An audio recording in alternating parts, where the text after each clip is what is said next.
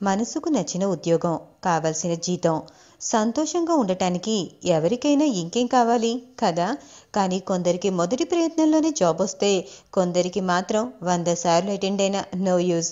Yes boss, కొందరు తేలిగ్గా ఇంటర్వ్యూలో సక్సెస్ అవుతారు. కానీ కొందరు మాత్రం ఎన్ని ఇంటర్వ్యూలకు వెళ్ళినా అక్కడ వారిని మెప్పించలేక ఫెయిల్ అవుతారు. వై అంటే బోలెడు కారణాలు. వాటిలో ముఖ్యంగా చెప్పుకోదగ్గ రీజన్ అడిగిన క్వశ్చన్స్కి ప్రాపర్గా ఆన్సర్స్ చేయలేకపోవటం. సబ్జెక్ట్ రిలేటెడ్ క్వశ్చన్ అయితే కాస్త ప్రిపేర్ అయి చెప్పచ్చు. బట్ మన కామన్ సెన్స్, యాటిట్యూడ్కి సంబంధించిన క్వశ్చన్స్ అయితే అక్కడే కొంచెం తికమక పడతాం.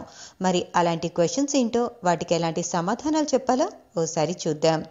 ఇంటర్వ్యూస్లో చాలా కామన్గా అడిగే క్వశ్చన్, మీ గురించి చెప్పండి.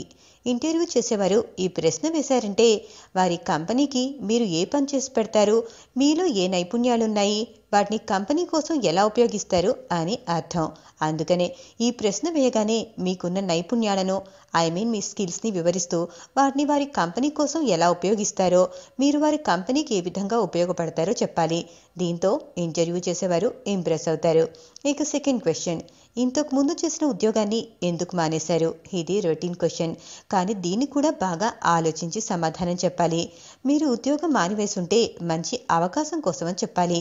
అదే మీరు ఉద్యోగం చేస్తూ కూడా ఇంటర్వ్యూకి హాజరైతే కొత్త అవకాశాల కోసం ఎదురు చూస్తున్నాననో, ఉన్నత లక్ష్యాన్ని చేరుకోవాలనుందనో, లేదంటే మీరు సాధించిన విజయాన్ని, సాధించబోయే విజయాల గురించి చెప్పాలి.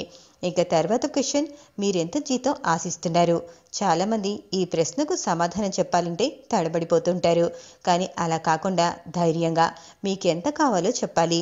అయితే అలాగని అత్యాశకు పోయి ఆ స్థాయి కన్నా ఎక్కువ జీతం అడగకూడదు. అలాగని తక్కువ కూడా అడగొద్దు. నెగోషియబుల్ శాలరీ అడగాలి. లేదంటే ఆ పోస్టుకి ఎంత ఇస్తున్నారో ముందుగానే తెలుసుకొని చెప్పడం ఉత్తమం. And final question, me future goals ఏంటి? ఈ ప్రశ్నకు మీరిచ్చే సమాధానం బట్టి మీరు తమ కంపెనీకి సరిపోతారా లేదా అని ఇంటర్వ్యూ చేసేవారు నిర్ధారించుకుంటారు. కనుక దీనికి ఆలోచించి సమాధానం చెప్పాలి. మీకున్న స్కిల్స్ని, వాటి ముందు ఎలా పెంచుకోబోతున్నారు, వాటి వల్ల కంపెనీలో ఎలా రాణిస్తారు, తద్వారా వచ్చే ఫలితాలు, ఉన్నత లక్ష్యాలు వంటివి చెప్పాలి. సో ఇంటర్వ్యూలో అడిగే కామన్ క్వశ్చన్స్కి ఎటువంటి జవాబులు ఇవ్వాలో తెలుసుకున్నారు కదా. Then all the best. ఈ వీడియో మీకు నచ్చినట్టయితే ఓ లైక్ కొట్టండి. మీ దగ్గర వారితో షేర్ చేయండి. మా ఛానల్ని సబ్స్క్రైబ్ చేయడం మాత్రం మర్చిపోకండి.